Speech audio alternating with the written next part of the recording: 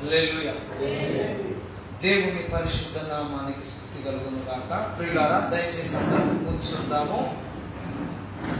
కొద్దిసేపే దేవుని లేఖనాన్ని, దేవుని వాక్యాన్ని మీతో పంచుకోవాలని ఇష్టపడుతూ ఉన్నాను. పునరుద్ధాన దినమందున రవివారమున దేవోక్తిని మీతో పంచుకోవడానికి, దైవ సందేశాన్ని మీకు అందించడానికి దేవుడు నాకు అనుగ్రహించిన అమూల్యమైన తరుణాన్ని బట్టి, సదవకాశాన్ని బట్టి దేవునికి నిండారుగా కృతజ్ఞతలు చెల్లిస్తూ ఉన్నాను. పిల్లరా, నేరుగా దేవుని లేఖన ధ్యానంలోనికి ఉపక్రమిద్దాం. పరమగీత గ్రంథము 7వ అధ్యాయము ప్రారంభ వచనాన్ని నేనే చదువుతాను. దయచేసి చిత్తగించండి, ఆలకించండి. పరమగీత గ్రంథము 7వ అధ్యాయము ప్రారంభ వచనము 566వ పేజీ పాత నిబంధనలో. రాజకుమార పుత్రిక, నీ పాదరక్షలతో నీవెంత అందముగా నడుచుచున్నావు. నీ పూర్వులు శిల్పకారి చేసిన ఆభరణ సూత్రముల వలె ఆడుచున్నవి. చిన్న మాట, పరిశుద్ధాత్మ దేవుని సహాయం కొరకు ప్రార్థన చేద్దాము. నాతో పాటు ఏకీభవించండి.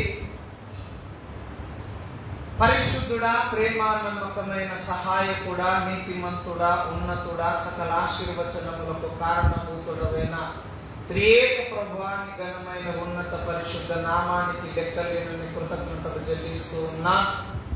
నీవు మరణమును ఓడించి తిరిగి లేచిన ఈ ఘన శుభదినమున నీ పాద సముఖమునకు మేమందరము ఏకముగా చేరి నీ నామాన్ని ఘనపరచడానికి, ఆరాధించుటకు, స్తోత్రించుటకు మమ్మల్ని తోడుకొని వచ్చి నువ్వు చేసిన మేలును బట్టి స్తుతిస్తూ ఉన్నాను ప్రభువా.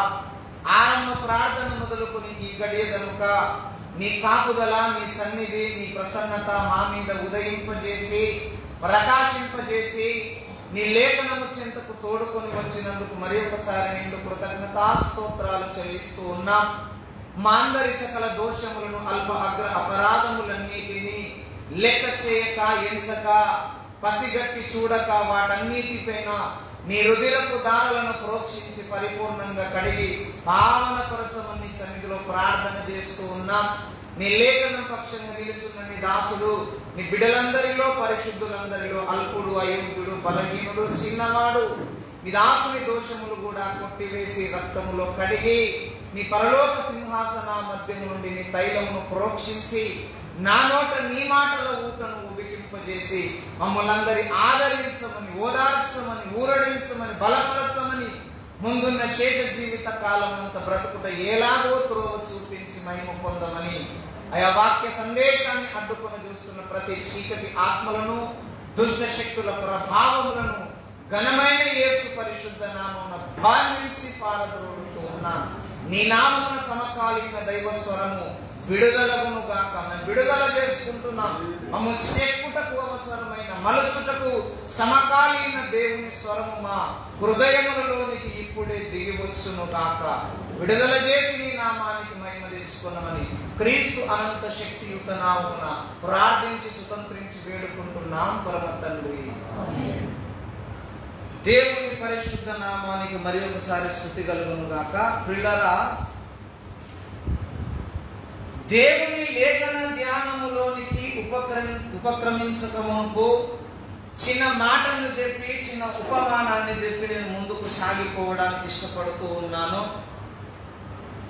ఒక అవివాహితుడు, అంటే వివాహము కాని ఒక మనుష్యుడు వివాహం అంటే ఏంటో నిర్వచనం తెలుసుకోవాలని తహతహలాడుచు, తెలుసుకోవాలన్న ఆశతో ఎవరి దగ్గరికి వెళ్ళాలి, ఎవరిని ఈ ప్రశ్న అడిగితే సమాధానం దొరుకుతుంది అని పరిపరి విధాలుగా సంచారం చేసి చివరికి ఒక స్వామీజీ దగ్గరికి, ఒక గురువు దగ్గరికి, ఒక తపస్వికుని దగ్గరికి చేరి అతన్ని అడిగారట, స్వామీజీ గారు, అయ్యా వివాహం అంటే అర్థం ఏంటి, వివాహాన్ని నేను ఎలాగో అర్థం చేసుకోవాలి, నేను అవివాహితుణ్ణి అని అడిగారట. అడిగితే ఆయన చక్కని సమాధానం చెప్పాడు. బాబు, వివాహం అనే బంధము, బంధుత్వము, బాంధవ్యం ఎలాంటిది అంటే అన్నాడట. ఒక మాటలో జీవితకాలపు సత్యాన్ని వెల్లడి చేశాడు ఆయన. వివాహము అనేది, వివాహ బాంధవ్యము అనేది సుందరమైన పంజరము లాంటిది అని చెప్పాడట. దానికి అర్థం ఏంటంటే, పంజరంలో ఉన్న వారేమో బయటికి రావాలనుకుంటారు, పంజరం వెలుపల ఉన్న వాళ్ళేమో లోపలికి పోవాలనుకుంటారు అని చెప్పాడట. పంజరం బయట నుండి చూస్తేనేమో అందంగా కనబడుతుంది, లోపలికి పోవాలనిపిస్తుంది. లోన ఉన్న చిలక, పంజరంలో ఉన్న చిలక మాత్రం ఏమనుకుంటుంది? బయటికి రావాలనుకుంటుంది.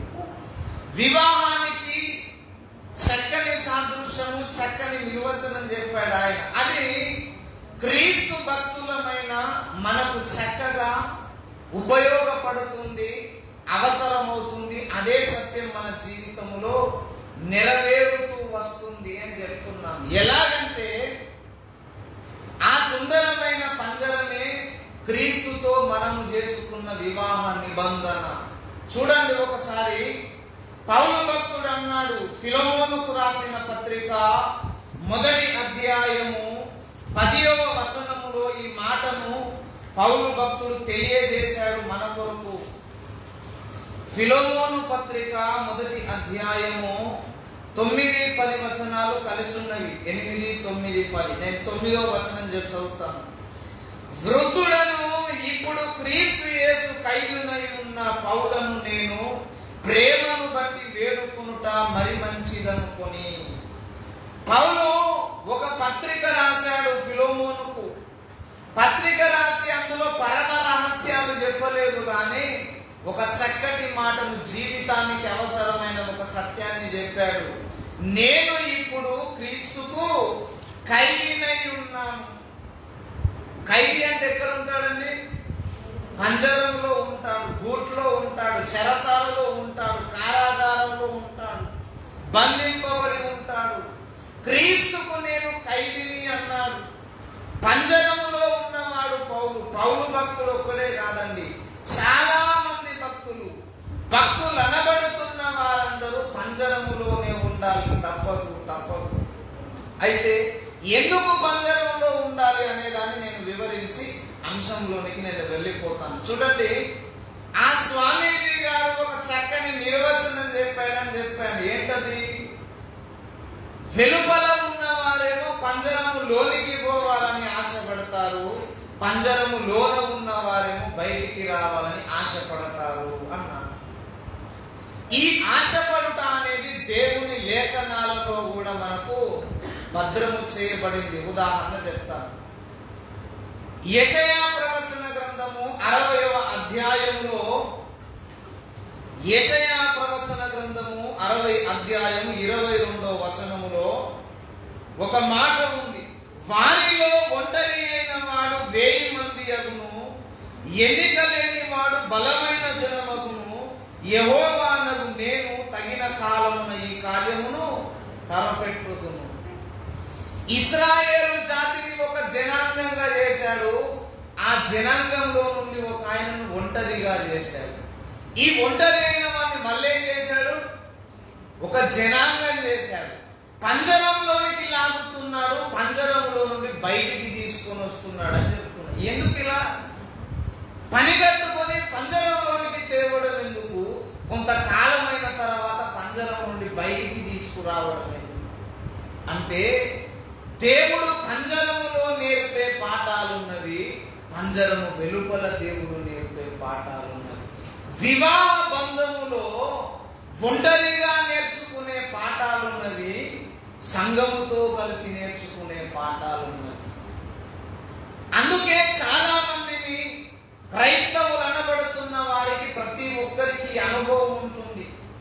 ఎందరున్నా ఎవరు లేని ఒంటరిగా మనం జీవితం కొనసాగించాలి. పంజరము లాంటి జీవితం. అందుకే దావీదు అన్నాడు, ఇప్పుడు చూడకండి, ఇంటి మీద నేను ఒంటి పిచ్చుకోవలే ఉంటుంది. ఎందుకయ్యా దావీదు, నీకేం పిల్లలు లేరా, భార్యలు లేరా, సంతానము లేదా, రాజ్యము లేదా, నీ తోడి సైనికులు లేరా? బలమైన బలుగము కలిగిన వాడు పలికిన మాట, నేను ఇంటి మీది ఒంటి పిచ్చుకనై ఉన్నాను, పంజరంలో ఉన్నాను.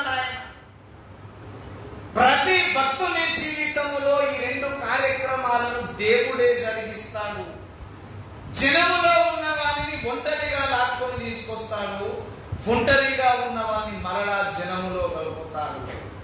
ఎందుకు అంటే 2 పాఠాలు నేర్పడానికి చెప్తున్నా. జనం మధ్యలో ఉన్నప్పుడు నేర్చుకున్న పాఠాలకు నీ జీవితం సరిపోదు, నీ జీవితంలో దేవుణ్ణి పూర్తిగా అర్థం చేసుకోలేవు. ఒంటరిగా నేర్చుకున్న పాఠాలతోనే నీ జీవితం అంతా దేవునితో సరితూగదు, సరిపోల్చలేము. ఒంటరిగా నేర్చుకోవాలి పాఠాలు, సంఘముగా నేర్చుకోవాలి పాఠాలు. 2 అనుభవాలు మన జీవితంలో ఎల్లవేళలా కొనసాగినప్పుడే నీవు దేవునితో సంపూర్ణ వివాహ బంధములోనికి సాగిపోతావని తెలియజేస్తూ ఉన్నాను. ఏం చెప్పాను? వివాహము అంటే సుందరమైన పంజరము లాంటిది. బయట ఉన్న వారేమో లోపలికి పోవాలనుకుంటారు, లోన ఉన్న వారేమో బయటికి రావాలనుకుంటారు. ఈ 2 అనుభవాలు దేవుడు భూమి మీద బ్రతుకుతున్న మనకు భక్తి జీవితంలో అనుగ్రహిస్తాడు. చాలాసార్లు ఒంటరి వాళ్ళం అయిపోతాం. భర్త ఉన్నా, భార్య ఉన్నా, పిల్లలున్నా, అన్నదమ్ములున్నా, అక్కచెల్లెలున్నా, తోబుట్టువులున్నా, గంపెడు బలగం మనకు తోడున్నా మనము ఏకాకులుగా మూలగాల్సిందే మూలకు. కొన్నిసార్లు ఏమో నాకు ఎవరు లేరు అనుకున్నప్పుడు అందరూ వచ్చి పడతారు. మళ్ళా ఎక్కడ లేని ప్రేమ చూపిస్తారు. ఏదో అర్థం కాదు. ఎప్పుడు ఎవడొస్తాడో తెలియదు, ఎప్పుడు ఎవరు పోతాడో తెలియదు. కాబట్టి ఈ 2 అనుభవాలు మనకు అవసరము. వాటిని నడిపించువాడు దేవుడే అని చెప్తున్నా. మనం ఒంటరిగా కొన్ని పాఠాలు నేర్చుకోవాలి, దేవుడు నేర్పుతాడు. సంఘముగా కొన్ని పాఠాలు నేర్పుతాడు. అయితే ఇప్పుడు సంఘముగా కూడుకున్నాము కనుక సంఘముగా దేవుడు ఒక పాఠాన్ని మనకు నేర్పించాలనుకుంటున్నాడు. దానిని మనము శ్రద్ధగా ఆలకిద్దాం. హల్లెలూయా.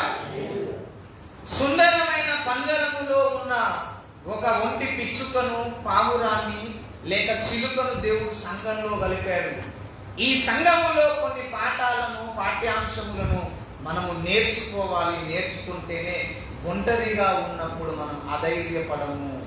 దేవునితో ఉన్న వివాహ బంధుత్వాన్ని తెంచుకోకుండా కాపాడుకోగలుగుతాము. కనుక కొద్దిసేపు సంఘముగా కూడి ఉన్న మనలకు దేవుడు ఏ సంగతులను తెలియజేస్తూ ఉన్నాడో కొద్దిసేపు విందాం.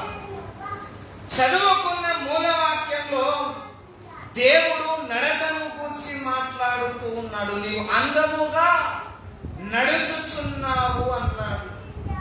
ప్రప్రథమముగా దేవుడు చూడండి, పరమగీత గ్రంథము 4వ అధ్యాయములో కన్నును గురించి ప్రారంభం చేశాడు. పరమగీత గ్రంథము 7వ అధ్యాయములో కాలుతో ప్రారంభం చేశాడు. కంటితో ప్రారంభము చేసిన దేవుడు కాలుతో ఆ ముగింపు చేశాడు. ఇతరత్ర గ్రంథములలో ఏ గ్రంథము చదివినా, మత గ్రంథములలో కన్ను మొదలుకొని, శిరము మొదలుకొని, పాదము దనుక అన్ని అంగముల వర్ణన ఏ మత గ్రంథములలో కనబడదని చెబుతున్నారు. కేవలం బైబిల్ గ్రంథములో మాత్రమే శిరము మొదలుకొని పాదము వరకు ప్రతి అంగము యొక్క వర్ణన దేవుడు ఇచ్చాడు, తెలిపాడు. ఏ అవయవము ఎలా ఉండాలో తెలియజేశాడు, తెలియపరచాడు. చూడండి, ఉదాహరణ చెప్తున్నా.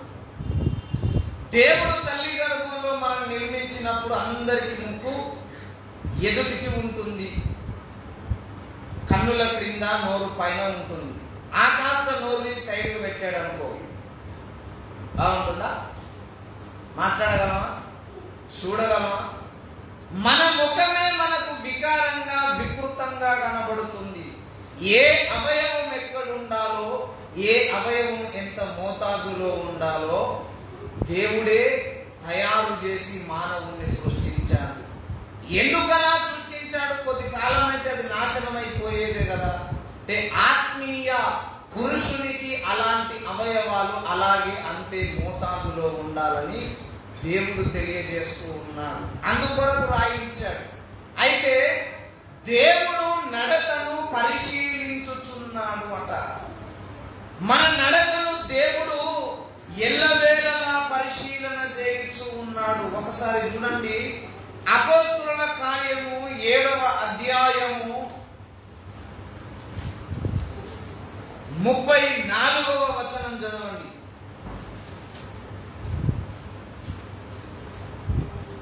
ఐగుప్తులో ఉన్న నా ప్రజల దురవస్థను నేను నిదానించి చూచి. చాలండి. ఎలా చూస్తున్నాడట దేవుడు? నిదానించి చూస్తూ ఉన్నాడట. ఇంకొక మాట చూడండి, 139వ సంకీర్తన 3వ చరణం చదవండి. నా నడకను పడకను నీవు పరిశీలన చేసి ఉన్నావు. అంతేకాదండి, దేవుడు ఒక చక్కని మాటను మాట్లాడతాడు. యోబు గ్రంథము 14వ అధ్యాయము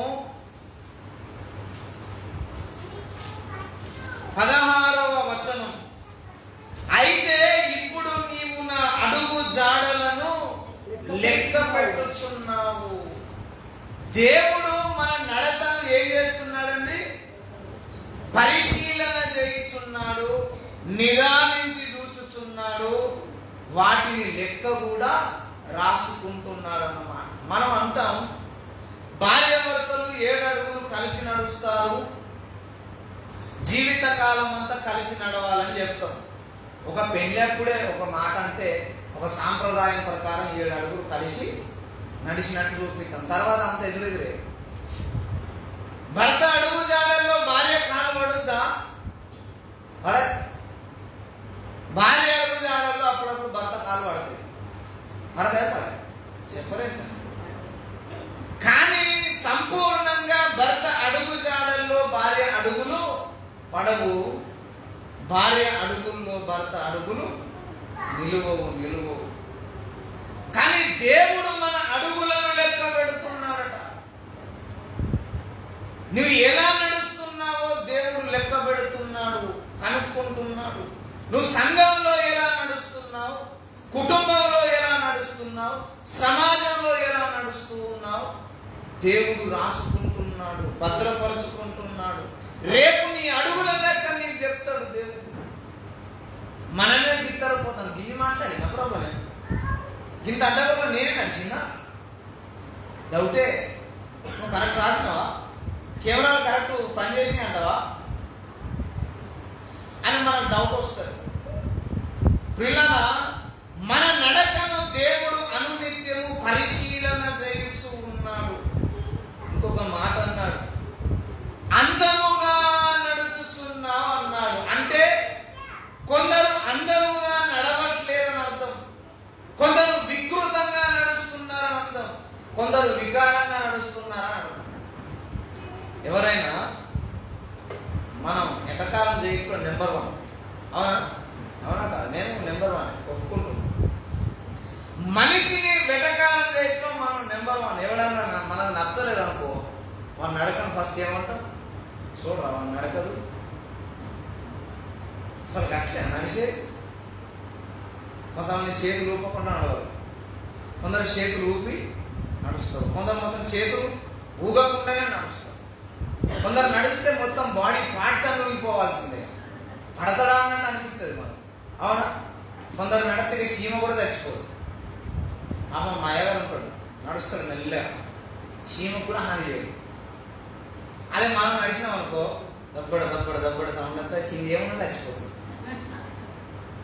ప్రతి మనుష్యుని నడక డిఫరెంట్ వ్యత్యాసం ఉంటుంది.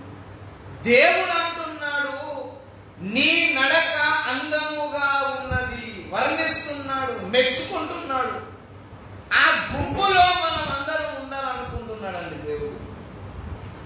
ఆ గుంపులో చాలా తక్కువ మంది వచ్చారని చెప్తున్నాను. బైబిల్ గ్రంథంలో వేల మంది భక్తుల చరిత్ర వ్రాయబడి ఉన్నప్పటికీ కొంతమంది మాత్రమే దేవుడు మెచ్చుకున్న నడకలో ప్రయాణము చేశారు, నడిచారు. ఆ నడకను గురించి మనం నిర్వచనం చెప్పుకొని ముందుకు సాగిపోవాలని ఇష్టపడుతున్నాను. ప్రప్రథమముగా నడక అంటే ప్రవర్తన అనేది ఒక నిర్వచనము. రెండవది కొన్నింటిని దాటుకొని ప్రయాణము చేయడము అని అర్థం. కొలస్సీయులకు రాసిన పత్రిక 2వ అధ్యాయములో మాటను చెప్పాడు, హెచ్చరికను రాశాడు. చూడండి, కొలస్సీయులకు రాసిన పత్రిక 2వ అధ్యాయము 5వ వచనము. నేను శరీర విషయములో దూరముగా ఉన్నను, ఆత్మ విషయంలో మీతో కూడా ఉండి మీ యోగ్యమైన ప్రవర్తనను క్రీస్తునందలి స్థిర విశ్వాసమును చూచి. దేవుడు ఒక అమ్మాయి నడకను చూసి, భక్తుని నడకను చూసి ఆనందించినట్టుగా పౌలు కొలస్సీలో ఉన్న సంఘము యొక్క యోగ్యమైన ప్రవర్తనను చూసి ఆనందించుచున్నారట. ఈ మాట కొరింథీయులకు రాయలేదు, తెస్సలోనికలకు రాయలేదు, హెబ్రీయులకు రాయలేదు, గలతీయులకు రాయలేదు, ఫిలిప్పీయులకు రాయలేదు. ఏ సంఘానికి ఈ మాటను ఆయన చెప్పడానికి ఇష్టపడలేదు, వెనకంజ వేశాడు. కానీ కొలస్సీలో ఉన్న సంఘానికి మాత్రం, నా బిడ్డలారా, నా పిల్లలారా, మీ యోగ్య ప్రవర్తనను బట్టి నేను నా హృదయమందు ఆనందించుతున్నాను. అంటే మన ప్రవర్తన సరిగా ఉండాలి. మనం ఒకటి మాట్లాడి ఒకటి చెప్తాం. మాటలేమో కోటలు, చేతలేమో ఏంటి గుడిసెలు. అవునా? మాటలు మాట్లాడితే రాజకోటలు. అన్నా నేనున్నా అన్న, నీకు ఎందుకు అంటాడు? తీరే టైంకు ఫోన్ స్విచ్ ఆఫ్ అవుతుంది, మంచిగా అన్నాడు. మన నమ్మకుండా కొంచెం మంచిగా ఉంటుంది కావచ్చు. ఒక వ్యక్తి మీద భరోసా పెట్టిన తర్వాత ఆ వ్యక్తి కనుమరుగైపోతే మన గాబరాకు అంత ఉండదు. అప్పుడు బీపీ రేజ్ అవుతుంది, ఇరిటేట్ వస్తుంది. అవునా? ప్రెషర్ పెరుగుతుంది, ఫ్రస్ట్రేషన్ వస్తుంది. ముందు మన సమస్య పక్కకు పెట్టి మనకు మాట ఇచ్చిన ఉత్కారం పెడుతుంది. అవునా? మన నడత సరిగా ఉండదు, యోగ్యంగా ఉండదు. మన నడత యోగ్యంగా ఉండాలి అని కోరుకుంటున్నాడు. రెండవది, నడక అంటే స్థలాన్ని వదిలిపెట్టి ముందుకు సాగిపోవడం అన్నమాట. అర నిమిషం ముందు, అర సెకండ్ ముందు మనం ఉన్న అడుగు వదిలిపెట్టడము, దాటిపోవడము, సాగిపోవడము, దాని పేరే నడక. అందుకే అన్నాడు, పరుగు పందెములో మనం ఓపికతో పెడతారా? మొత్తం కాంట్రవర్సీ లేదు, వ్యతిరేకంగా లేదు. పరుగు అంటే ఓపిక ఉండదు, ఓపిక అంటే పరుగు. అందుకే అంటున్నా, బైబిల్ గ్రంథం యొక్క నిర్వచనము మనకు అర్థం కావాలి అంటే మనకు కొంచెం ఓపిక ఉండాలి. హల్లెలూయా. ఓపికతో పరిగెత్తుట అంటే గత కాలములో, గత నిమిషములో, గత సెకండ్లో మనం ఉన్న స్థానాన్ని వదిలి వెళ్ళడం అన్నమాట. అక్కడ ఒక అర సెకండ్ మన పాదం ఉంటుంది. ఆ మట్టి యొక్క వాసన, మట్టి యొక్క అనుభూతి మన పాదానికి తగులుతుంది. తర్వాతనే ముందుకు సాగిపోతాం. ఈ రెండు విషయాలు మనము దేవుని ఎదుట స్థిరంగా ఉండాలి. ఎప్పటికీ గదే ప్రార్థన చేయదు.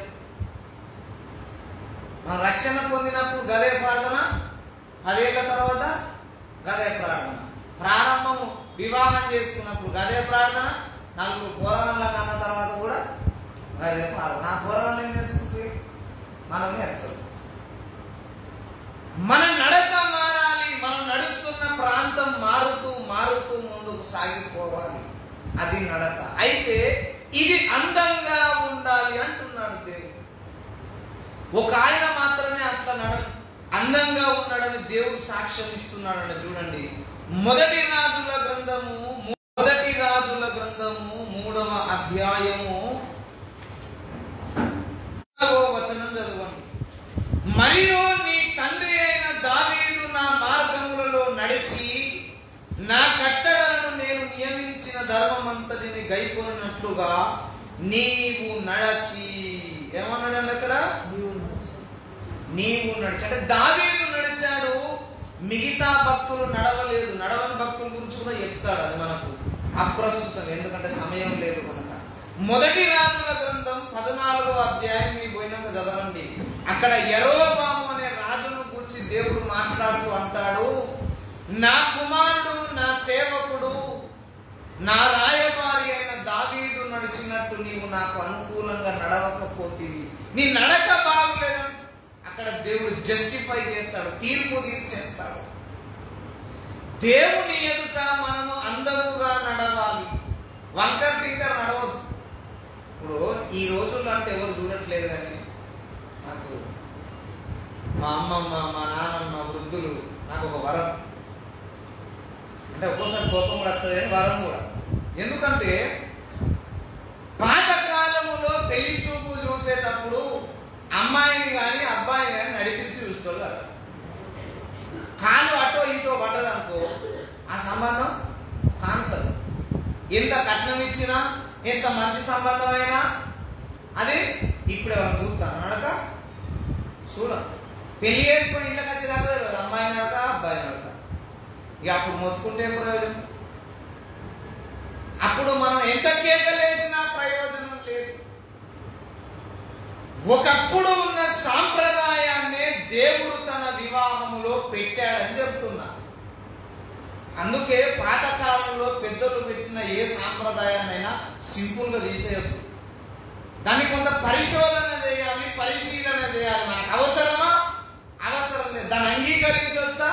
అంగీకరించరాదా? దాన్ని అంగీకరిస్తే మన ఆత్మీయతకి ఏమైనా నష్టం కలుగుతుందా?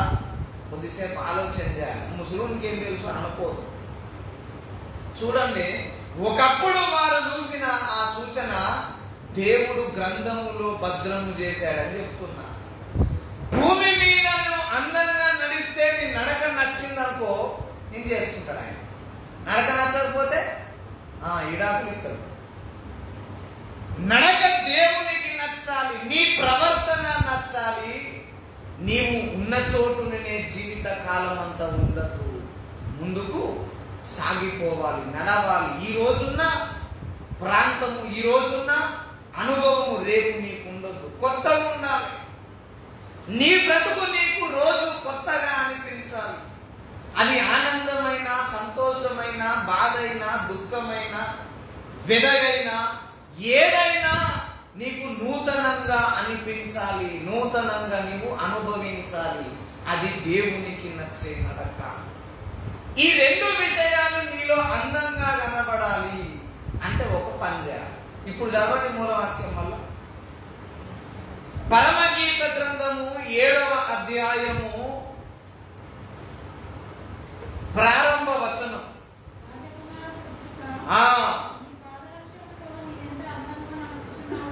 చాలా నీ దేవుడు ఏమనాలంటే అక్కడ, నీ కాళ్ళతో నీవెంత అందంగా నడుచుచున్నావు అనాలి.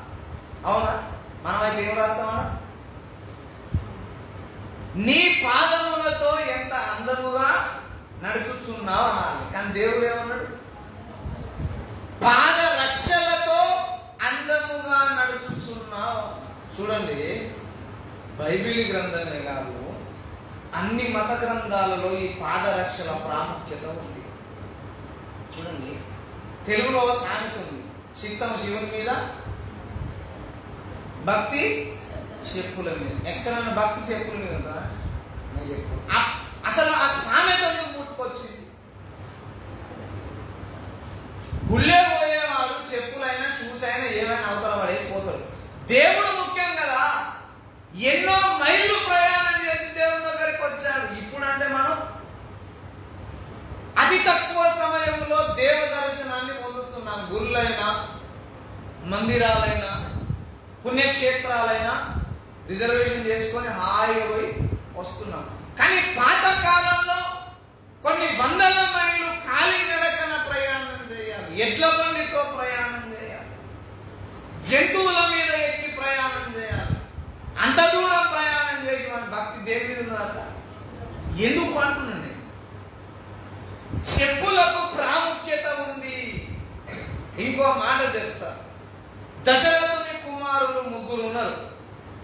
రాముడు, లక్ష్మణుడు, భరతుడు. రాముడు వనవాసం పోయినప్పుడు ఎవరు సింహాసనం ఎక్కుతారండి? భరతుడు ఎక్కుతాడు. కానీ భరతుడు ఎక్కడు, రాముని పాదరక్షల సింహాసనం మీద పెడతాడు. పాలించేది ఎవరిప్పుడు? రాముడు గారు, భీముడు గారు. భరతుడు అంతకన్నా కాదు. ఎవరు? పాదరక్షలు చెప్పులు పాలిస్తున్నాయండి. దశరథ సామ్రాజ్యాన్ని, అయోధ్య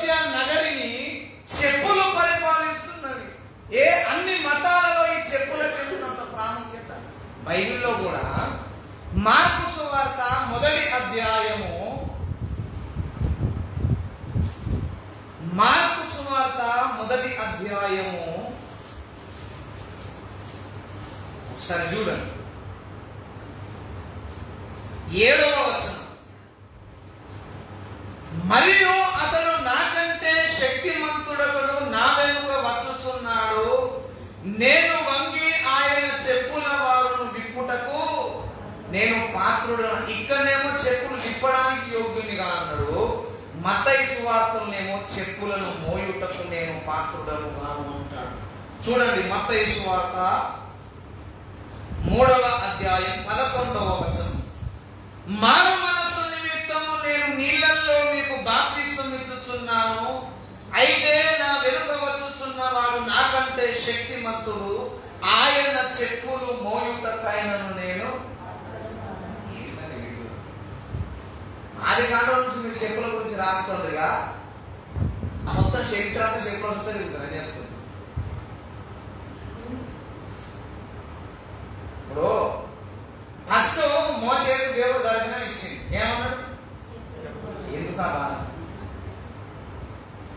కట్టేవాడేమో అనాలి, మేకలను తోలేమో అనాలి, నువ్వు ఇంటికి పోకనాలి, అవునా? మొదటిగా దేవుడు మోషేను దర్శించినప్పుడు తన నోట నుండి వచ్చిన మాట చెప్పులు విప్పు. ఆయన ఏమో చెప్పులు విప్పమంటాడు, ఏమో చెప్పుల పగలుగుతాడు. బాప్తిజం ఇచ్చి యోహాను చేసే పని ఏంటంటే ఆయన ప్రవక్త. ఇప్పుడు ఎవరు చెప్పులు మోస్తా అంటాడు?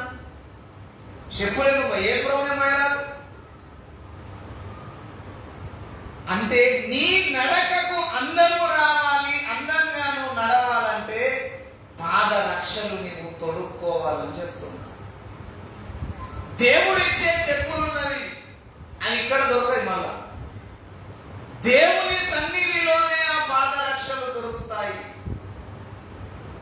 నేను చెప్పింది అబద్ధమైతే ఒకసారి చూడండి. మీకు అపోస్తలుల కార్యము 5వ అధ్యాయం అనుకుంటా, అపోస్తలుల కార్యము క్షమించండి 12వ అధ్యాయం 8వ వచనం చదవండి. అప్పుడు దూత అతనితో నీవు నడుము కట్టుకొని చెప్పులు తొడుగుకొనుమనెను. అతడు అలాగు చేసిన తర్వాత దూత కాదండి, జైల్లో ఉన్నాయన దూత వచ్చి జైల్లో ఉన్నాయని విడిపించిన తర్వాత సరే నడుము కట్టుకున్నట్టు అవ్వాలంటే అక్కడ పడేస్తారు గాబర్లు అనుకో. చెప్పు కూడా తొడుక్కోకుండా పోతారా? సరే తొడుక్కోకుండా పోయి నచ్చిన నష్టమే. పేదలన్నా చెప్పుకొని తొలేరా సంఘంలో ఉన్నారా లేదా? నేను కాలినాడు వచ్చిన సంఘానికి మీరేం చెప్తారు? అయ్యో పాపం తమ్మునికి చెప్పులు కొనుక్కునే పరిస్థితి లేదు కావచ్చని కొనిస్తారా? కొనేరా? నానుకున్న వారు ఎవరైనా చెప్పులు కొని చెప్పులే చూసే కొనిస్తారు. మరి పేదలను దూత వచ్చి పరలోకం నుండి వచ్చి నువ్వు చెప్పులు ఎంత విడ్డూరం ఏమైనా ఆలోచించరా? చెప్పులు అనేది చాలా ప్రాముఖ్యం. అలా బోధ చదవండి, 12వ అధ్యాయం 23వ అధ్యాయం ఏమంటారంటే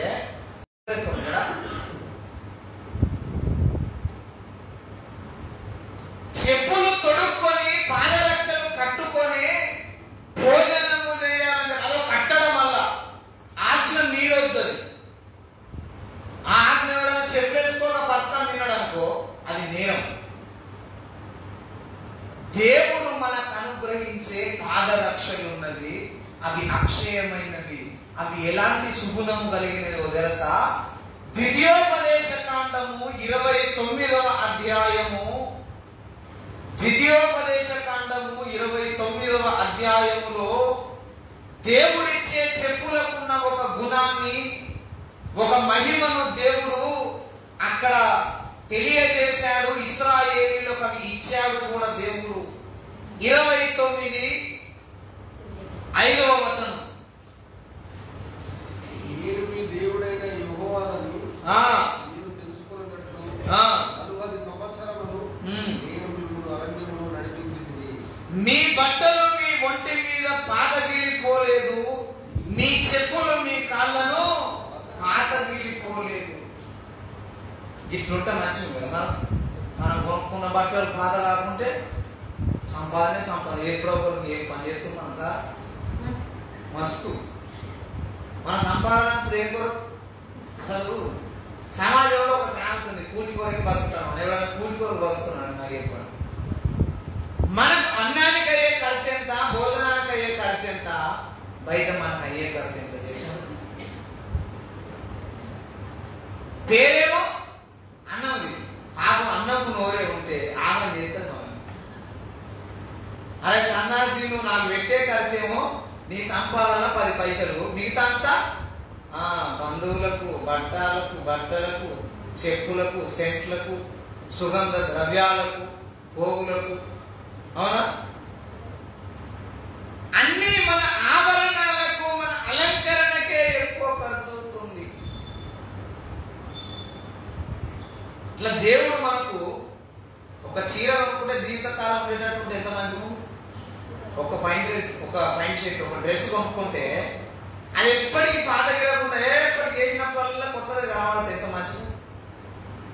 ఒక్కసారి అమ్మాయికి మనం చెప్పుల జత కొనిస్తే, పెళ్లి చేసిన అమ్మాయికి, వధువుకు, అది జీవితకాలం ఎంత మంచిగా, ఇక భర్తకు రాపే ఉండదు, అవునా. కానీ ఇశ్రాయేలీయులకు దేవుడు అలాగే ఇచ్చాడు, మనకెందుకు ఇస్తలేనంటున్నాను. అది ఇశ్రాయేలీయులకు వాళ్ళు వేసుకున్న వస్త్రములు ఏనాడు పాతగిరిపోలేదు, ఎప్పటికీ నూతనంగా కనబడ్డాయి. పొద్దున్న లేస్తున్నారు, ఉదయంలో లేచి ఆ మన్నాను కూర్చుకొని వచ్చి స్నానం చేసి బట్టలు ఉతుక్కోవడం కూడా అవసరం లేదు, పాతగిరితలేవు కదా, అవే వస్త్రాలు వేసుకుంటున్నారు.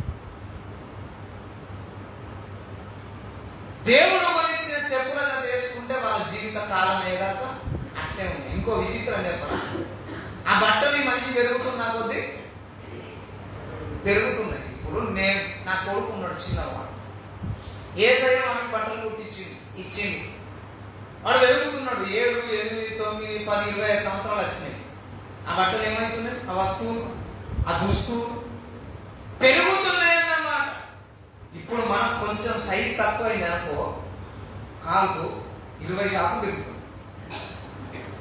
కానీ అప్పుడు బాగలేదు. దేవుడు తొడిగిన పాదరక్షలు మనము పెరుగుతున్నా కొద్ది పెరుగుతున్నాం అన్నమాట. దేవుడు మనకిచ్చే పాదరక్షలు మనం దొరుకుంటే మనం ఎంత ఎత్తుకు ఎదిగినా, ఎన్ని కొండలెక్కినా అవి అరిగిపోవు, కరిగిపోవు, పాతగిలవు, పాడైపోవు.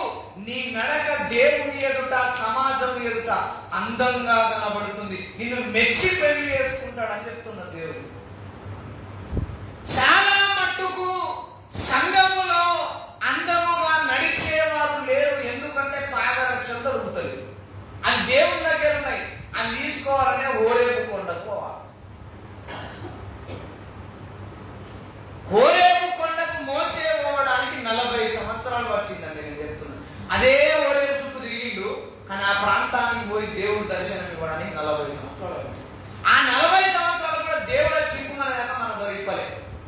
40 సంవత్సరాలు చూసిండు, నీ చెప్పులు ఎక్కుతాయి తెలుసా. ఐగుప్తు నుండి తెచ్చుకున్నాడు ఆ పాదరక్షలు. 40 సంవత్సరాలు దేవుడు ఎదురు చూశాడు. మోసే ఈ రోజు ఎక్కుతాడు కావచ్చు, రేపు ఎక్కుతాడు కావచ్చు, ఎల్లుండి ఎక్కుతాడు కావచ్చు. 40 సంవత్సరాలు కూడా ఇప్పటిపోయేసరికి ముసలోడు అవుతాడు. ఏం ఆడుకోవాలి నేను? అప్పుడు దేవుడు దిగచ్చి, మోసే నీ పాదములకున్న చెప్పులు నీకు నా దగ్గర వేసుకో అని చెప్పిండు. అందుకు బాప్తిసం ఇచ్చేవాళ్ళని ఎదురు చూసి యేసయ్య చెప్పు కొనుక్కుందాం మోద్దాం. అందుకే బాప్తిసం ఇచ్చి యోహాను బలమైన సేవ చేయగలిగాడు. దేవుని చేత హతసాక్షుల గుంపులో జత చేయబడ్డాడు. కాబట్టి పాదరక్షలు మనం దేవుని దగ్గర కొనుక్కోవాలి, పొందుకోవాలి, అడుక్కోవాలి. అని ఎవరికి ఇస్తాడో ఒక్క మాట చెప్పినట్టు ముగిస్తాను. హల్లెలూయా. ఇప్పుడు చదవండి మూలవాక్యం. రాజకుమార పుత్రిక నీ పాదరక్షలతో ఎవరికి ఇచ్చిందండి? పిల్లలందరికి ఇచ్చిందా? ఎవరికి ఇచ్చిందట? రాజకుమారులకు ఎందుకు ఇవ్వలే నా ప్రశ్న. రాజకుమారుడా, నీ పాదరక్షలతో అందముగా పరిపాలన చేయుచున్నావు అల్లే. రాజకుమార పుత్రిక అక్కడే ఉంది కీలకమైన మాట, అంశం. దేవుడు ఏది రాసిపెట్టినా వర్ణాతీతం అండి. దేవుడు కన్నులు తెరిస్తే మన జీవితానికి ఏ అవసరం లేదనిపిస్తుంది. నేను చెప్తున్నా, ఒక బైబిల్ గ్రంథం ఉంటే కాదు. నేను చెప్తున్నాను, సంఘం ఎదుట సాక్ష్యము, బైబిల్ని ప్రేమించినట్టు నేను నా కుటుంబంగా నా భార్య కూడా ప్రేమించలేదు. ఆయనే సాక్ష్యం చెప్తాను. ఓ రోజు ఏడ్చి నిజంగా చెప్తున్నాను, నేను బైబిల్ కూర్చున్నా అయిపో, పుస్తకాన్ని కూర్చున్నా అయిపో అని ఏడ్చిన. దేవుని గ్రంథం మనకు అర్థమైతే ఏది మనకు మనస్సున పట్టదని చెప్తున్నా. అర్థం కాదని తంటాం. రాజకుమార పుత్రుడా అనలేదు, రాజకుమారుడా అనలేదు, రాజకుమార పుత్రిక అన్నాడు. ఎందుకన్నాడంటే ఒక మాట చెప్తాను. ప్రప్రథమముగా ఇశ్రాయేలీయులకు మానవ రాజెవరండి? ఇశ్రాయేలీయుల నుండి ఒక రాజు పరిపాలించిన వ్యక్తి ఎవరు? సౌలు కదా. ఈ సౌలు ఒక పని చేశాడు. చూడండి, మొదటి సమూయేలు గ్రంథము 17వ అధ్యాయము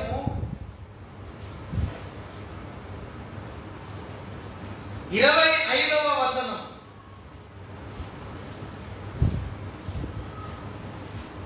17:25 నేనే చదువుతాను చూడండి. ఇశ్రాయేలీయులలో ఒకడు వచ్చుచున్న ఆ మనిషిని చూచితిరే, నిజముగా ఇశ్రాయేలీయులను తిరస్కరించుటకై వాడు బయలుదేరుచున్నాడు. వారిని చంపిన వానికి రాజు బహుగా ఐశ్వర్యం కలగజేసి తన కుమార్తెనిచ్చి పెళ్లి చేసి వారి తండ్రి ఇంటి వారిని ఇశ్రాయేలీయులలో స్వతంత్రులుగా చేయుననగా. ఇశ్రాయేలీయులకు మొదటి రాజు అయిన సౌలు ఒక ప్రకటన చేశాడు. ఫిలిస్తీయులలో నుండి గొలియాతు అనేవాడు ఒకడు బయలుదేరి సైన్యమంతటిని, ఇశ్రాయేలు జాతంతటిని చంపడానికి, తుడుచుకు పెట్టుకుపోవడానికి 40 దినాల నుండి ఎదురు చూస్తున్నాడు. వాణ్ణి ఎవడైతే ఇశ్రాయేలు 12 గోత్రాలలో ఉన్న ఒకడు పోయి చంపుతాడో వానికి ఎవరు ఇస్తారట? ఆ బిడ్డను అడిగింది. మరి అడిగిందా? నాలాంటి వాడు నల్లటోడు పోయి చంపిండు అనుకో, ఇప్పుడు రాజకుమార్ పెట్టుకుంటుంది. మీరు చెప్పు, ఆయన కాలుకున్న సిరి కూడా నాకు లేదు. ఇప్పుడు ఏం చేయాలి? తలవంచి చెప్పండి. రాజకుమార్తె అంటే ఎవరు? తండ్రి మాటకు లోబడి ఏ మాట మాట్లాడద్దు. మాకు దావీదు కావచ్చు, కుంటివాడు కావచ్చు, అవిటివాడు కావచ్చు, కుష్ఠున్నోడు కావచ్చు, రోగం ఉన్నోడు కావచ్చు, బలహీనుడు కావచ్చు, చదువు లేని వాడు కూడా కావచ్చు, ఎవడన్నా కావచ్చు. రాజు ప్రకటన చేసేశాడు, నా రాజ్యంలో గొల్లియాతును ఎవడైతే చంపుతాడో వానికి నా బిడ్డను అడగలేకపోయి, మేరాపును అడగలే, మీకాలను అడగలే. నా బిడ్డలారా, నేను ఈ ప్రకటన చేస్తున్నా, మీకు అంగీకారమేనా అని అడగలే. ఏది చెప్తుంది? రాజకుమార్తె ఎట్లా పెరుగుతుంది నాకు చెప్పండి. ఎంతమంది కాపలు ఉంటారండి రాజకుమార్తె? పడకలో ఇటు బొర్లినా కూడా 4 పనికత్తలు ఉంటారు. ఆమె కింద పడుతుంది కావచ్చు. అవునా? మరి అలాంటి ఆమె ఒక కుష్ఠోని చేసుకోమంటే చేసుకోవాలి, నోరు మూసుకొని. ఒక బిచ్చగాన్ని చేసుకోమంటే నోరు మూసుకొని చేసుకోవాలి. ఆమె రాజకుమార్తె అని చెప్తున్నా నేను. పాదరక్షలు ఎవరికి ఇస్తాడు? రాజకుమార్తెగా మారిన వారికి మాత్రమే దేవుడు ఇస్తాడు. అందుకే నడక మంచిగా లేదని చెప్తున్నా సంఘంలో. మనం అట్లా చేసుకుంటామా? నిజంగా మీరు యథార్థంగా చెప్పుకోండి. వివాహం కానోళ్ళు ఉన్నారు, వివాహం అయిన వాళ్ళు ఉన్నారు. వివాహం కానోళ్ళకు తమ్ముడు ఒక మంచి అమ్మాయిని చేసుకోమంటే మనం ఫోటో చూసావా? ఒక్కసారి చూసేద్దాం అంటావా? సరే, మన కంటికి మంచిగా ఉండి, తల్లిదండ్రుల కంటికి మంచిగా ఉండి ఆయన నచ్చలేదు అనుకో, చేసుకుంటాడా? నేను పెళ్లి చేసుకోకుండా మంచిదే కదా, ఆ అమ్మాయిని చేసుకుంటాను. జీవితాంతం బ్రహ్మచారిగా ఉన్న మంచిదే కానీ వాడినైతే నేను చేసుకోను, ఆమెనైతే నేను చేసుకోను. ఇది రాజకుమార్తె లక్షణంగా అని చెప్తున్నా. మోషే ఏం చేసింది చెప్పులు మన వాళ్ళే? అసలు హోరేబు కొండ మీద ఎందుకు ప్రత్యక్షమయ్యాడో తెలుసా అండి? ముందు ఐగుప్తుని విడిపించిండు. ఫస్ట్ ఎవరిని విడిపించిండు? తల్లిని విడిపించిండు, అవునా? తర్వాత బంధువులను విడిపించిండు, తర్వాత రాజ్యాన్ని విడిపించాడు. తర్వాత ఈయన విడిచిపెట్టిన తర్వాత మంచిగా సఖ్యంగా ఉంటాడంటే అట్లా కాదు. మళ్ళా వేరే ఊరికి పోయి రఘుయేలు అనే తన మామను ప్రేమించి ఆయన మేకలు కాసులు ఆయన బిడ్డను చేసుకొని సంతానం అన్నాడు, భార్య పిల్లలు అత్త. ఆ గుంపులో నుంచి బయటకు వస్తే మళ్ళీ గుంపు తయారు చేసింది. విన్నారా? పంజరంలో నుండి దేవుడు ఏం చేసిండు? క్షమించండి. గుంపులో నుండి ఎలా తెచ్చిండు? పంజరంలో వచ్చి ఈయన పంజరంలో కాపురం పెట్టి పంజరంలో గుంపు తయారు చేసిండు. మనకు అట్లుంటుంది అనిపించదా? నడక అందంగా కనబడలేదు దేవునికి మోసేది. అందుకే నువ్వు చెప్పులు ఇడిస్తే నా చెప్పులు నీకు ఇస్తానన్నాడు. ఇందులో ఒక మాట చెప్పి నేను ముగిస్తాను. మోసే అల్లంత దూరాన్ని ఉన్నాడు.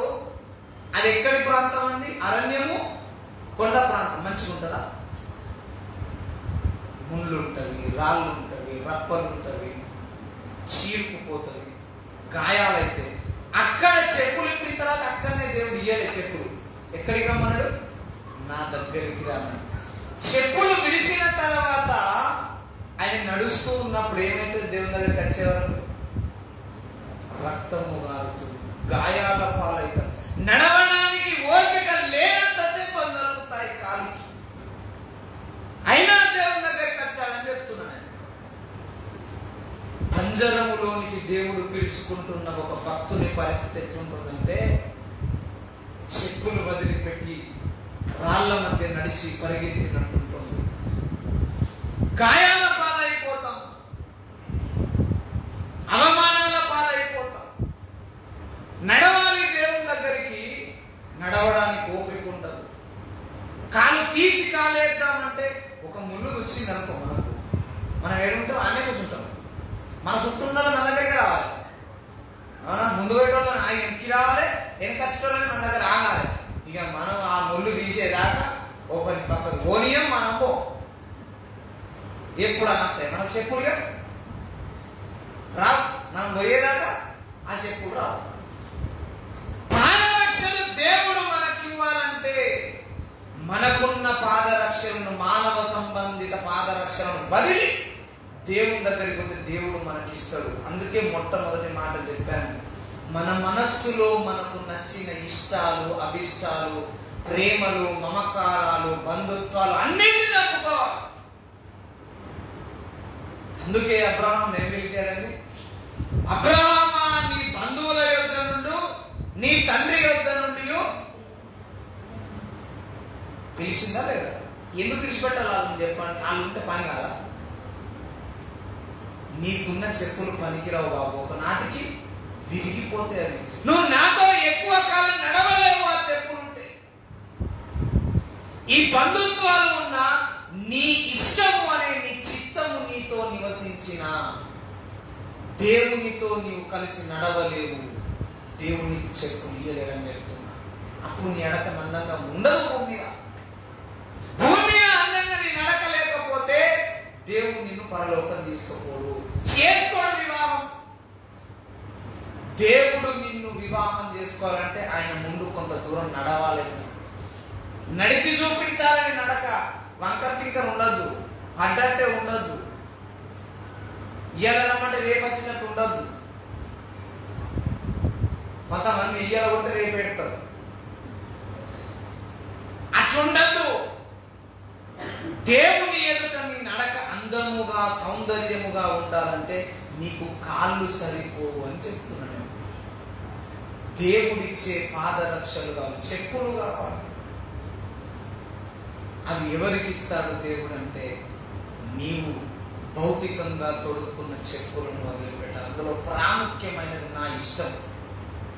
ఇప్పుడు రాజకుమార్తెకు రాజుకు ఇష్టం అనేది ఉన్నదండి. నువ్వు ఏ ఫిలింలోనైనా చూడండి, ఏ కథలోనైనా చూడండి, ఏ స్టోరీలోనైనా చదవండి, రాజకుమార్తె అంటే రాజు చెప్పింది నాలుగంతే. రామాయణంలో కూడా రాముడు శివధనుస్సు నిరితేనే సీతను పెళ్లి చేస్తాడు. రాముడు నల్ల ఉంటాడు, సీత అద్దంగా అనే సమస్య లేదు. నేను చెప్తున్నా, క్వశ్చనే లేదు అందులో. ఇక రాజకుమార్తె అని పేరు ధరించుకోవాలంటే నా ఇష్టం అనేది నీ జీవితంలో ఉండొద్దుగా. అసలు నా ఇష్టం అనేది ఉన్నది కాబట్టి పెద్ద సమస్య. సంఘంలో, కుటుంబంలో నేను చెప్పింది వారి భర్త, నేను చెప్పింది వారి భార్య.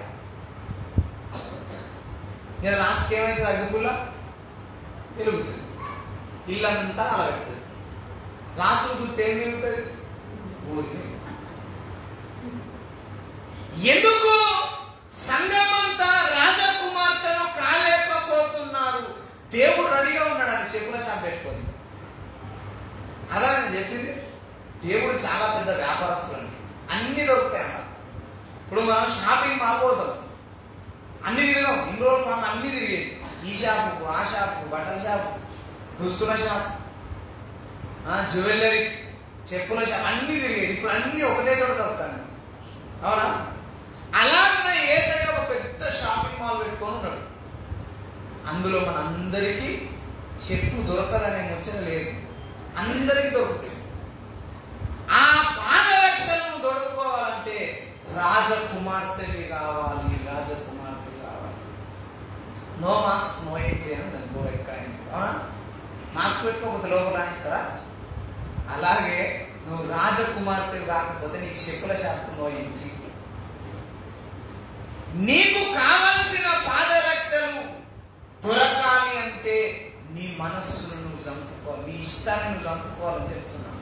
అదే భక్తి జీవితం. అన్నీ నాకు నచ్చినట్టే నడవాలంటే నువ్వు ఎప్పటికీ రాజకుమార్తెవు కావు. దేవుడు నీకు చెప్పుల జత ఇవ్వడు, నీ నడక భూమి మీద అందంగా ఉండదు అని చెప్తున్నా.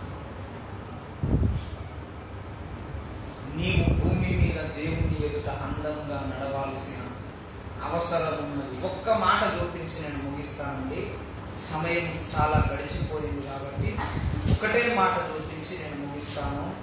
2వ దినవృత్తాంతముల గ్రంథం అనుకుంటా, ఒకసారి చూడండి. 2వ దినవృత్తాంతముల గ్రంథము 7వ అధ్యాయము 17వ వచనం.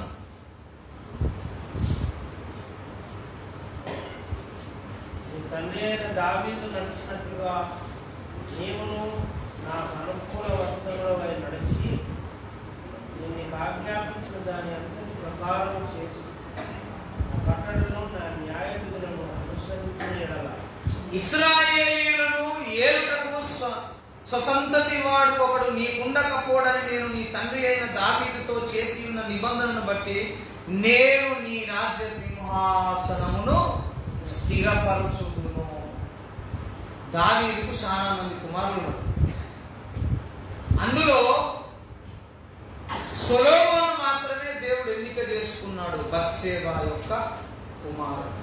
ఆయనతో కూడా ఏమంటున్నాడంటే, నీ తండ్రి నడిచినట్టు నీవు నా ఎదుట నాకు అనుకూలంగా నడిస్తే నీకు రాజ్యము అప్పగిస్తాను, నిత్యము నీ సింహాసనం నీ పేరే. సొలొమోను రాజు యొక్క సింహాసనం అనే పేరు వస్తుంది, కానీ ఇప్పుడు అట్లుందా అని పోగొట్టుకున్నాడు తెలుసా. దావీదు సింహాసనం అనే పేరు బైబిల్ గ్రంథంలో ఉంది, తర్వాత సొలొమోను సింహాసనం అనే పేరు రావాలి, కానీ రాలేదు. ఇప్పటికీ దావీదు సింహాసనం అనే పేరు ఉంటుంది.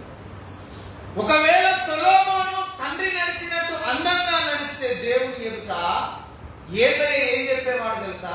సొలొమోను సింహాసనం మీద నేను ఆసీనుతున్నానని చెప్పేవాడు. ఎంత ఘనత పోగొట్టుకున్నాడు చెప్పాను. యుగ యుగాలు రావాల్సిన ఘనత పోగొట్టుకున్నాడు సొలొమోను. ఎందుకంటే ఆయనకున్న పాదరక్షలు వదలలేదు. ఎంతమంది చేసుకున్నాడు ఆయన? 300 మంది భార్యలు, 700 మంది ఉపపత్తులు, మొత్తం ఎంతమంది? 1000. అయ్యా అదొక్కటి కాకుండా ఇంకా అన్య విగ్రహారాధన చేశారు. యెహోవా తప్ప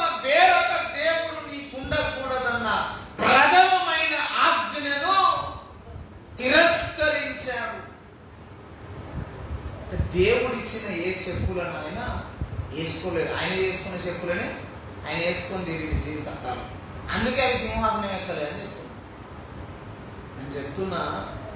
బైబిల్ గ్రంథాన్ని అవపోసన పట్టిన తర్వాత ఇతర గ్రంథాలు చదివితే నీకు దేవుని యొక్క మనస్సర్థం అవుతుంది. చెప్పాను కదా, చిత్తం శివుని మీద, భక్తి చెప్పులు. అసలు ఇప్పుడు ఎక్కడ ఉండాలి మన భక్తి? అర్థం నేను చెప్పింది. ఎందుకు ఉండాలి? ఆ చెప్పులు దేవుని దగ్గర ఉన్నవి, దేవునివి కాబట్టి. సామెత కూడా ఊరికే రాలేదండి. సామెతలను కూడా పరిశీలన చేయాలి. మన భక్తి దేవుడిచ్చే మహిమ కలిగిన పాదరక్షల మీద ఉన్నాడు. అప్పుడు నీ నడక దేవుని ఎదుట అందంగా, అందచందంగా, సుందరంగా కనబడి దేవుడు మొదట నేను మెచ్చుకొని పెళ్లి చేసుకుంటాడు. కాబట్టి దేవునికి మనము వధువుగా సిద్ధపడాలంటే మనం దొరకాల్సినవి ఏంటి? చెప్పులు దొరుకుకోవాలి. చెప్పుల మీద మన దృష్టి పెట్టాలి. ఆ చెప్పులు మనకు దేవుడు ఎప్పుడు ఇస్తాడని చెప్పాను, ఈ మాట మరవదు. మన అడుగులు అందంగా పడాలి అంటేనేమో మనకేం కావాలి? చెప్పులు కావాలి. ఈ చెప్పులు ఎవరి దగ్గర దొరుకుతాయి? మార్కెట్లో కాదు, దేవుని దగ్గర దొరుకుతాయి. దేవుడు ఎవరికి ఇస్తాడు? కారం నిన్న కాకిని కరుపుతున్నాను. మనము దేవుని ఎంత అందంగా నడిస్తేనే పెళ్లి చేసుకుంటాడు ఆయన. ఈ నడక అందంగా రావాలంటే కాళ్ళు ఉంటే సరిపోదు, నీకు చెప్పుల జత రావాలి. అంతకుముందు అన్నగారు ఒక మాట చెప్పింది, సువార్త వలనైన సిద్ధ మనస్సును చూడు అన్నాడు. గుర్తుందా మీకు? అయితే దానితో పాటు నీకు రాజకుమార పుత్రికవు అయితేనే ఆ పాదరక్షణ నీకు ఇస్తాడు. రాజకుమార్త పుత్రికవు కావాలంటే నా ఇష్టము అనేది మనం ఏం చేయాలి? పూర్తిగా సమాధి. మళ్ళీ ఎప్పుడు అది బతకదు. బ్రతికితే చెప్పులు రిటర్న్ పోతాయి, బ్రతకప్పుడు. ఇది సాధన చేయాలని నేను చెప్తున్నాను. కొన్నిసార్లు నేను చెప్తున్నా, సంఘములో కానీ, సమాజంలో కానీ, భార్యాభర్తల మధ్య కానీ, కుటుంబం మధ్యలో కానీ వివాదాలు ఎందుకు వస్తాయండి? నా ఇష్టం అదొక్కటే కాదు, అయినా దేవుడు ఎందుకు అనుమతిస్తాడంటే నీ ఇష్టమును నెరవేరకుండా చెయ్యడం కొరకు అని చెప్తాను. నా ఇష్టం నెరవేరదను డిసైడ్ అయిపోయేదాకా ఈ సమస్య వస్తూనే ఉంటుంది.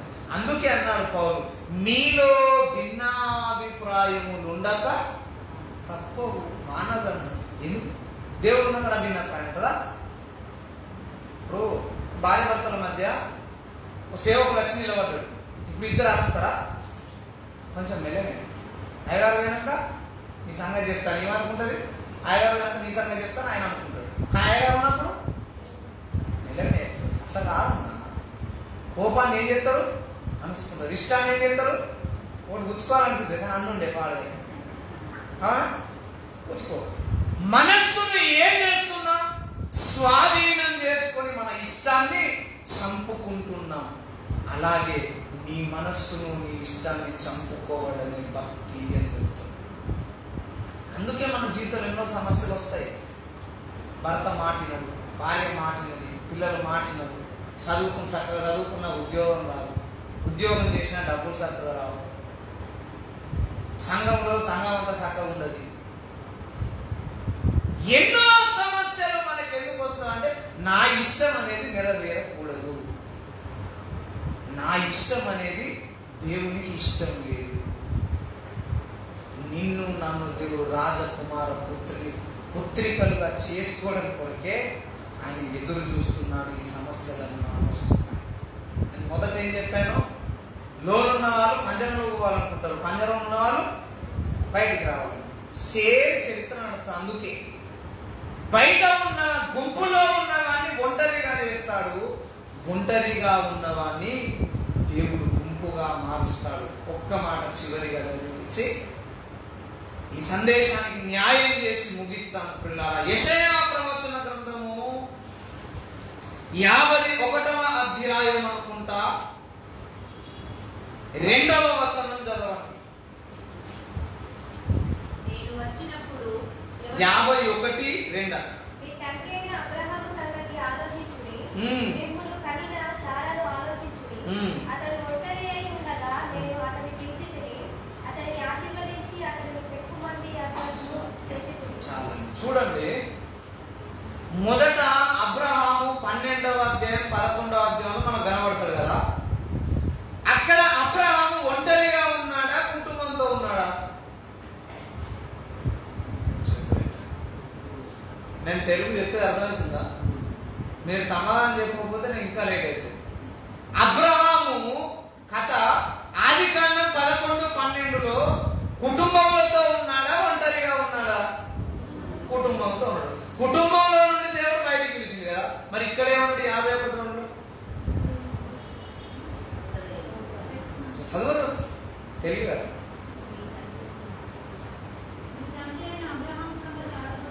అతడు ఒంటరి అయి ఉండగా నేను గుంపులో ఉన్నప్పుడు పిలిచిందా, ఒంటరి ఉన్నప్పుడు పిలిచిందా? 2 పిలుపులు అని చెప్తున్నాను. అందుకే సమాజంలో ఉన్నప్పుడు ఒంటరి కావడానికి పిలిచాడు, ఒంటరిగా మూలుగుతూ ఉన్నప్పుడు నువ్వు జనము కావాలని పిలిచాడు. అవునా?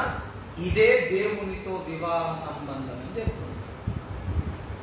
నీ జీవితం కొంతకాలం పంజరంలో ఉన్నట్టే ఉంటుంది. చుట్టెవరు దగ్గర రాడు, దరికి రాడు. నువ్వు పైసలు ఇచ్చినా ఎవరు ఇంటికి రాడు. కొన్ని రోజుల తర్వాత సడన్ గా మారుతుంది.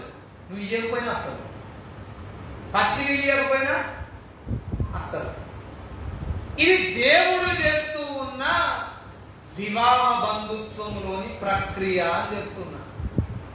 ఒంటరిగా దేవుడు పాఠాలు నేర్పుతాడు, సమాజముగా ఉన్నప్పుడు నేర్పుతాడు. సమాజముగా ఉన్నప్పుడు మనం నేర్చుకున్నది ఒంటరిగా ఉన్నప్పుడు పనికొస్తుంది. ఒంటరిగా ఉన్నప్పుడు దేవుడు నేర్పించిన పాఠం సమాజానికి పనికొస్తుంది.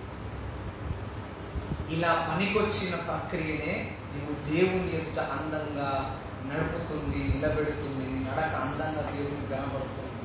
కాబట్టి మనందరి నడక అందంగా ఉండాలని దేవుడు కోరుకుంటున్నాడు, సూచన ఇస్తున్నాడు, మనకు పాఠం నేర్పుతూ ఉన్నాడు.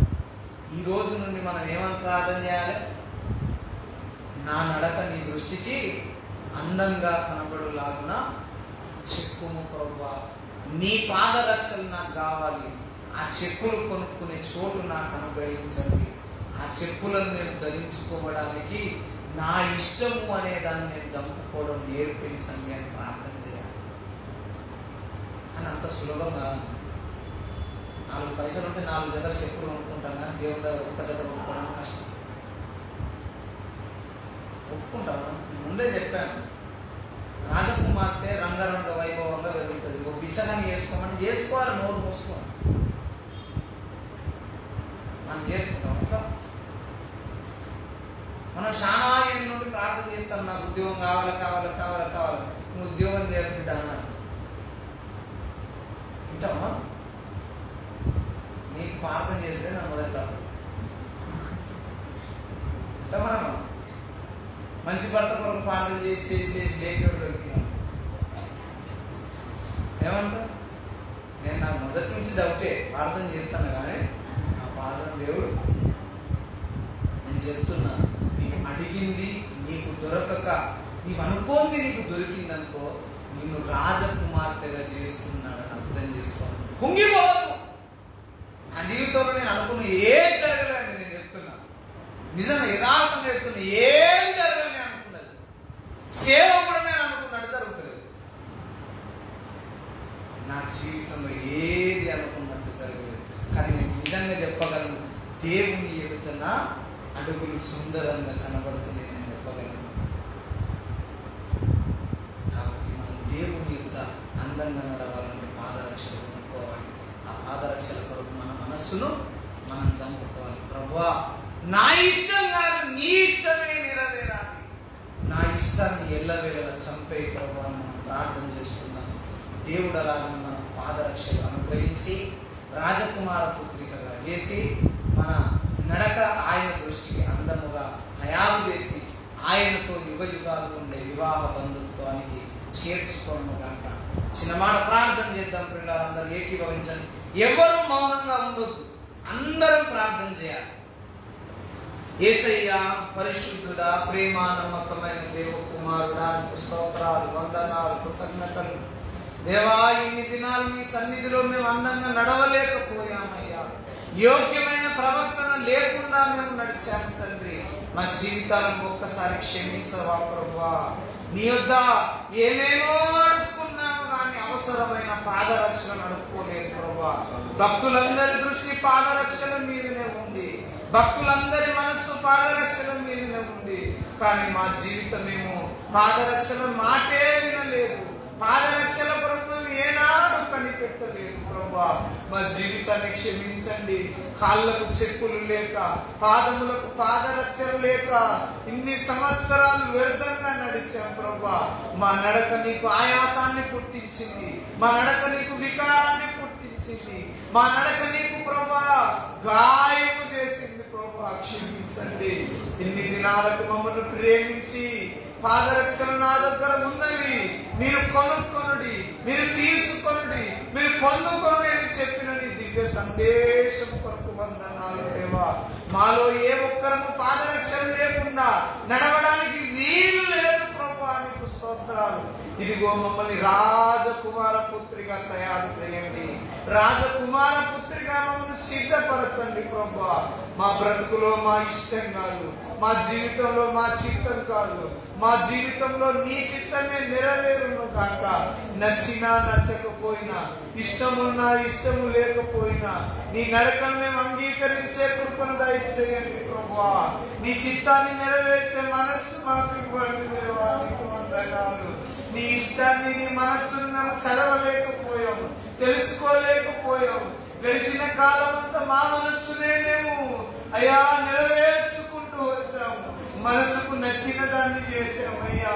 అయ్యా, కంటికి నచ్చిన దాన్ని కోరుకున్నాం ప్రభువా, మనసుకు నచ్చిన దాన్ని అద్దుకున్నాము తండ్రి. మా పాపములను క్షమించమని ప్రార్థన చేస్తున్నాను. ప్రతి దోషము కడగగలిగిన వాడా, ప్రతి పాపమును పారద్రోలగలిగిన వాడా, నీకు స్తోత్రాలు. ఈ పాపానికి మమ్మల్ని దూరము చేయండి, ఈ పాపానికి మమ్మల్ని వేరుపరచమని ప్రార్థన చేస్తూ ఉన్నాను. ఇదిగో దేవా, నిన్ను గాయపరిచిన, నిన్ను బాధ పెట్టిన, నిన్ను ఇబ్బంది పెట్టిన, నీకు నష్టం కలగజేసిన మా నడకను క్షమించమని ప్రార్థన చేస్తున్నాను. యోబు అన్నాడు, నేను నా అడుగుల లెక్క ఆయనకు తెలియజేసేదని అన్నాడు. దేవా, అట్టి మనస్సు మాకు కలుగును గాక, అట్టి హృదయం మాకు కలుగును గాక. మా ఇష్టం కాదు ప్రభువా, నీకు వందనాలు. నీ ఇష్టం ఏమై ఉన్నదో దాన్ని కనుక్కొని నడవడానికి కృప చూపించండి. రక్తము గారిన, గాయమైన పాదముల నుండి రక్తము కారుతూ వచ్చిన, పాదములన్నీ చిడిపోయిన నీ బాటలో నడిచే మనస్సు మాకు అనుగ్రహించబడును గాక. పరిశుద్ధాత్మ మనస్సు యేసయ్య శక్తియుత నామమున ఈ సంఘం మీద రాలును గాక. దేవుని మనస్సు చేత నీ బిడ్డలందరూ ఆవరించబడుదురు గాక, పట్టబడుదురు గాక. నింపమని సన్నిధిలో ప్రార్థన చేస్తున్నాను.